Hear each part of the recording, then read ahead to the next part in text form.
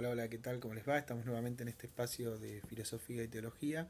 Y en este caso vamos a hablar de teología y vamos a hablar de teología y doctrina. ¿Por qué teología y doctrina? Lo que queremos mostrar en este video tiene que ver con dos aspectos que se dan dentro de la teología. Uno es un aspecto dinámico, que tiene que ver con el propio quehacer teológico y con la propia tarea del teólogo, digamos. Con esa búsqueda de la verdad, con esa búsqueda de nuevas interpretaciones, y que en realidad es eh, algo que sucede en cualquier otra disciplina, ¿no? Y que es propio para su desarrollo. Entonces, por un lado tenemos esa parte dinámica de la teología que tiene que ver con eso, con la búsqueda de la verdad, con las nuevas interpretaciones, con interpretar la Biblia eh, desde los nuevos problemas que surgen en la realidad y demás. Y por otro lado tenemos un aspecto estático que tiene que ver ya con lo doctrinal, es decir, con la fijación de creencias, con los dogmas. Entonces, tenemos dos polos, uno dinámico, que es el quehacer teológico, y la búsqueda de la verdad y las nuevas interpretaciones, y por el otro lado, la parte estática, que es la fijación de creencias, doctrinas o dogmas.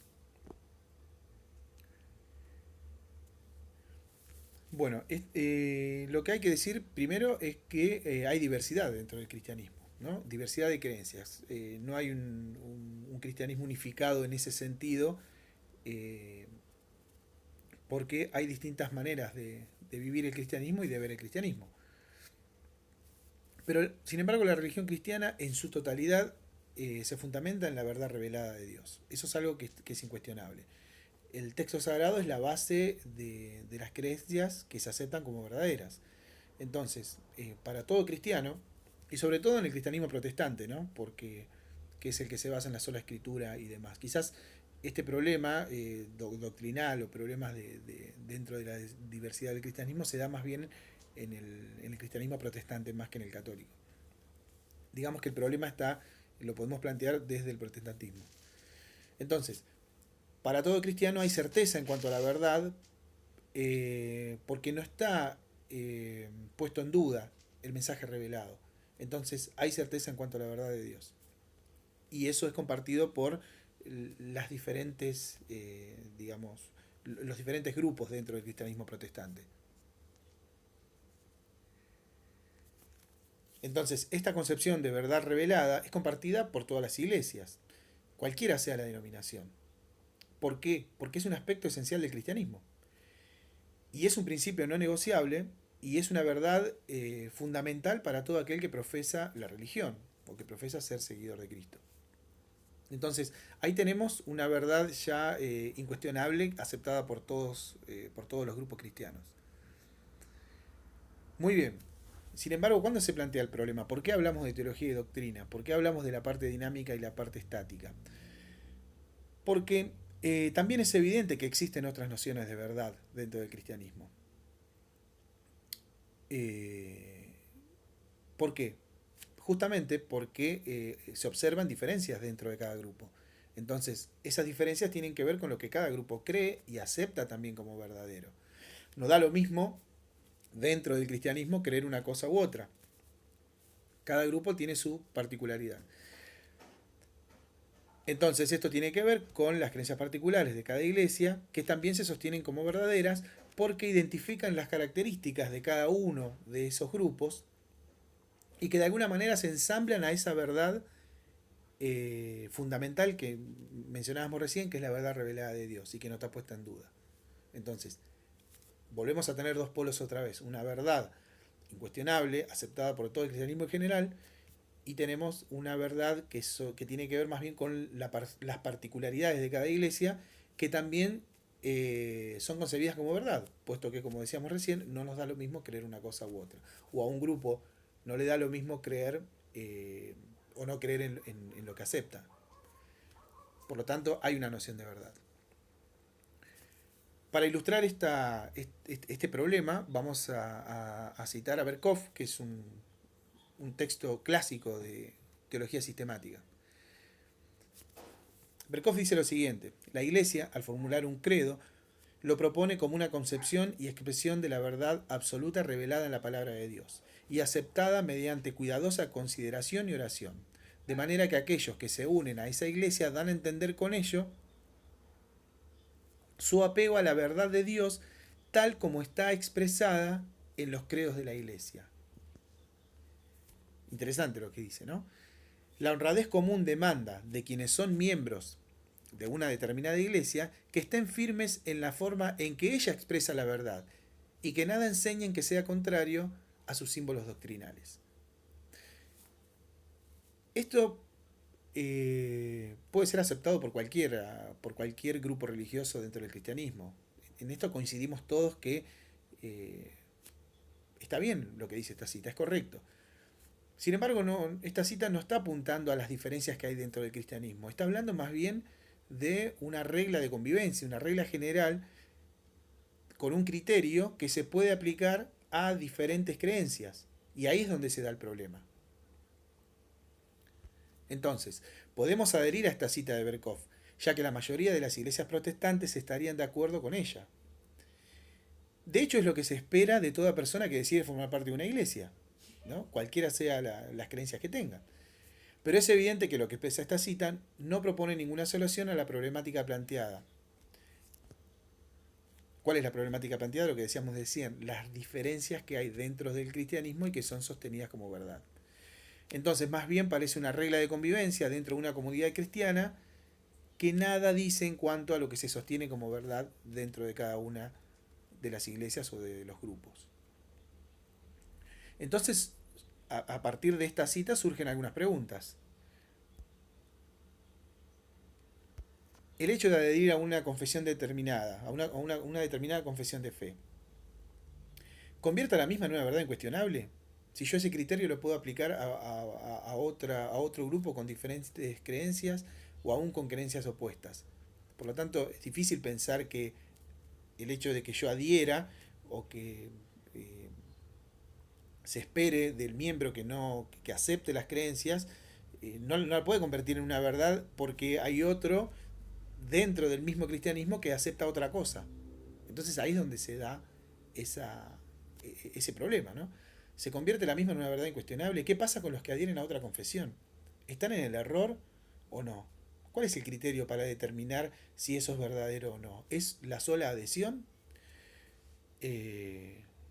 Entonces, los que adhieren a otra confesión, ¿están también en una verdad pero diferente? Bueno, todas esas preguntas se plantean a partir de esa cita de Berkov.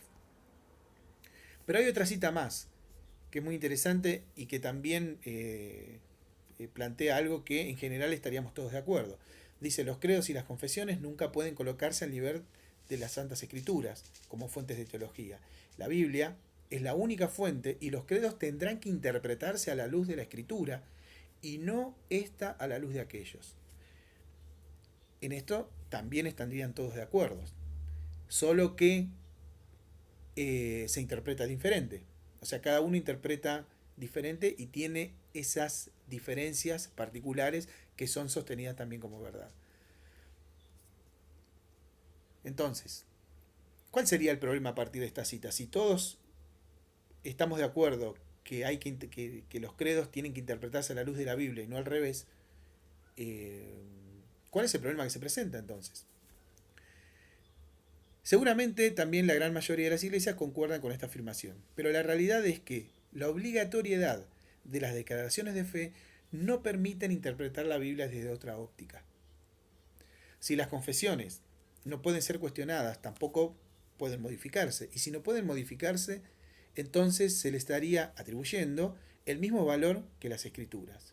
Lo que dice Berkov es lo que debería ser, pero lo cierto es que a veces ocurre lo opuesto, porque se estudia la Biblia siempre dentro de las demarcaciones de las declaraciones de fe, y eso genera un problema. Genera el problema opuesto, porque cuando se establece la declaración de fe, digamos que sienta las bases. Entonces nosotros interpretamos la Biblia de acuerdo a esto y ninguna interpretación de la Biblia puede contradecir esa declaración de fe. Por lo tanto, ya no se está interpretando a la luz de la Escritura, sino al revés. Entonces, es interesante el planteo. Entonces, en otras palabras, la interpretación bíblica está inmersa siempre y condicionada por las confesiones doctrinales, no permitiendo pensar más allá de las mismas. Es decir, cuando hay un esquema doctrinal que no me permite pensar más allá o pensar diferente, entonces lo que está sucediendo es lo opuesto a lo que dice Berkov. Pero lo que dice Berkov es algo que nosotros creemos que es verdadero, o es aceptable, o es correcto. Pero a la vez, digamos, ocurren otras cosas. Ocurre que tampoco, al no poder cuestionar o al no poder eh, modificar las declaraciones de fe, toda interpretación que sea diferente a esto sería incorrecta. Pero entonces el criterio y la demarcación lo está haciendo la declaración de fe y no la escritura. Entonces,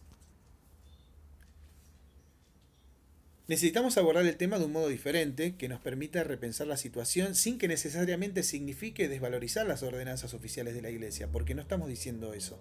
Lo que estamos diciendo es presentando un problema que se puede dar dentro del cristianismo y que si nosotros nos sinceramos podemos verlo y aplicarlo a nuestras propias creencias.